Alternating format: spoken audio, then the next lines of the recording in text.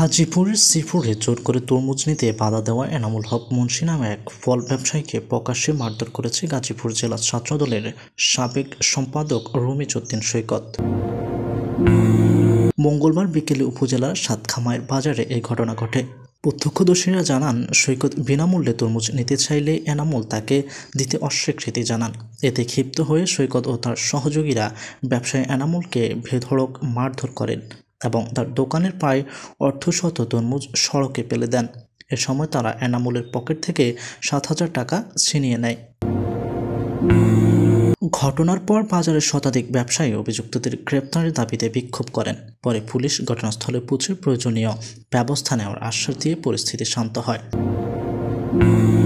এ বিষয়ে শ্রীপুর থানার ওসি জানান, মারধরের শিকার ব্যবসায়ী থানায় অভিযোগ করেছেন। তদন্ত করে অভিযুক্তদের বিরুদ্ধে আইনানুগ ব্যবস্থা নেওয়া হবে। তবে অভিযুক্ত সৈকত এই অভিযোগ অস্বীকার করে বলেন, তারা ন্যায্য মূল্য পণ্য বিক্রির তদারকি করেছিলেন। এ সময় হাতাহাতির ঘটনা ঘটে।